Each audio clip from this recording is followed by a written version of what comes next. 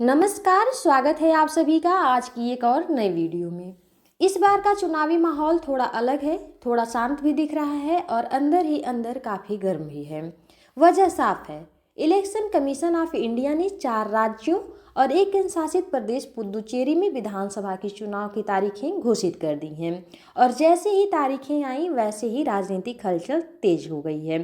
कुल मिलाकर 4 मई को 5 जगहों के नतीजे आएंगे और उसी दिन ये तय होगा कि किसकी सरकार बन रही है और किसकी नहीं। लेकिन असली चर्चा अगर कहीं है तो वो है पश्चिम बंगाल और तमिलनाडु की। खासकर पश्चिम बंगाल का चुनाव इस बार भी हाई वोल्टेज माना जा रहा है। पिछली बार का जो मुकाबला था ममता बनर्जी की पार्टी टीएमसी और बीजेपी के बीच, वो किसी से छुपा नहीं है। प्रचार से लेकर नतीजों तक पूरा देश उस चुनाव को देख रहा था। नतीजे आए तो टीएमसी ने साफ बहुमत हासिल कर लिया, लेकिन कहानी में ट्विस्ट ये था कि खुद ममता बनर्जी नंदीग्राम सीट से हार गईं। वहां उन्हें शुवेंदु अधिकारी ने हराया था, जो कभी उन्हीं की पार्टी में थे। बाद में ममता बनर्जी ने भवानीपुर सीट से चुनाव लड़कर वापसी की और फिर मुख्यमंत्री बनी। अब इस बार फिर वही दोनों चेहरे आमने सामने हैं और दिलचस्प बात यह है कि मुकाबला और ज़्यादा पर्सनल और हाई प्रोफाइल हो गया है। ऐसा लग रहा है जैसे ये सिर्फ चुनाव नहीं बल्कि एक सीधी टक्कर है, इमेज बनाम इमेज।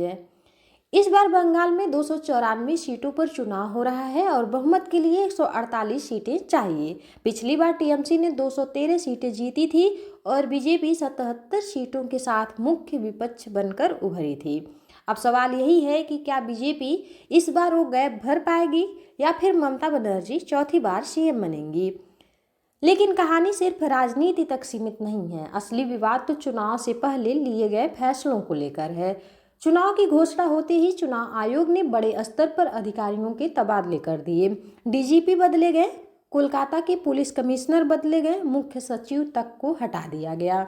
और ये कोई छोटे मोटे अफसर नहीं थे, ये वे लोग थे जो पूरे प्रशासन को कंट्रोल करते हैं। अब यहाँ से विवाद शुरू होता है। ममता बनर्जी का कहना है कि जिन अधिकारियों के खिलाफ कोई शिकायत नहीं थी उन्हें हटाना सीधे सीधे राजनीतिक कदम है। उनका आरोप है कि ये सब केंद्र सरकार के इशारे पर हो रहा है ताकि बीजेपी को फायदा मिले। वहीं चुनाव आयोग का अपना तर्क है। उनका कहना है कि चुनाव के समय पूरा प्रशासन उनके कंट्रोल में आ जाता है और उनका काम है फ्री एंड फेयर इलेक्शन कराना। अगर उन्हें लगता है कि कुछ अधिकारी निष्पक्ष तरीके से काम नहीं करेंगे तो उन्हें बदलना उनका अधिकार है। यानी एक तरफ आरोप है पक्षपात का और दूसरी तरफ दावा है निष्पक्षता का। अब एक और बड़ा मुद्दा सामने आया, वोटर लिस्ट का। चुनाव से पहले स्पेशल इंटेंसिव रिवीजन यानी एसआईआर के जरिए लाखों वोटर्स का नाम लिस्ट से हटाया गया। करीब 60 लाख नामों पर सवाल खड़े हुए। अब ये लोग दोबारा अपनी पहचान साबित करके लिस्ट में जुड़ सकते हैं, लेकिन विपक्ष का कहना है कि ये जानबूझकर किया गया ताकि वोटिंग पैटर्न बदला जा सके। चुनाव आयोग का कहना है कि ये प्रक्रिया पूरे देश में चलती है और इसका मकसद फर्जी वोटिंग को रोकना है। अब यहाँ भी वही कहानी, एक पक्ष कह रहा है साजिश, दूसरा कह रहा है सुधार।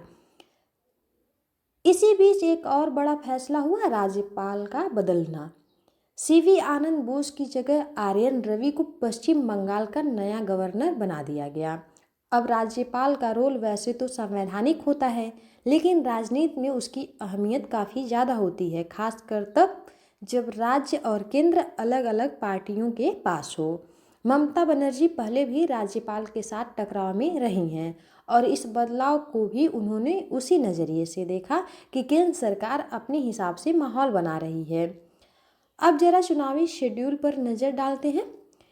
इस बार बंगाल में सिर्फ 2 फेज में वोटिंग हो रही है, 23 अप्रैल और 29 अप्रैल को। पिछली बार यही चुनाव 8 चरणों में हुआ था। उस समय विपक्ष ने आरोप लगाया था कि ज़्यादा चरण इसलिए रखे गए ताकि बीजेपी को प्रचार का ज़्यादा समय मिले।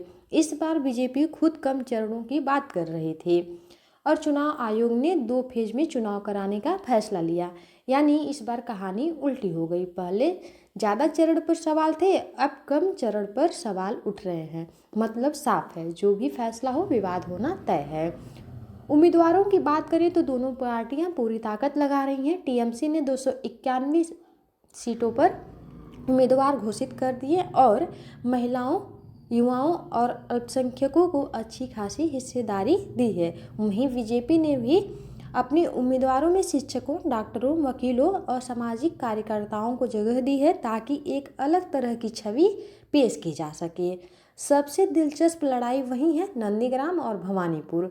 शिवेंदु अधिकारी फिर से मैदान में हैं और ममता बनर्जी को सीधी चुनौती दे रहे हैं। इस बार ये सिर्फ सीट की लड़ाई नहीं है बल्कि राजनीतिक प्रतिष्ठा की लड़ाई बन चुकी है। पूरे देश की नज़र इस पर है कि क्या इस बार बदलाव होगा या फिर दीदी अपनी पकड़ बनाए रखेंगी। अब माहौल धीरे धीरे गर्म हो रहा है, रैलियां शुरू होंगी, आरोप प्रत्यारोप और तेज होंगे और जैसे जैसे 4 मई करीब आएगा वैसे वैसे सस्पेंस भी बढ़ता जाएगा।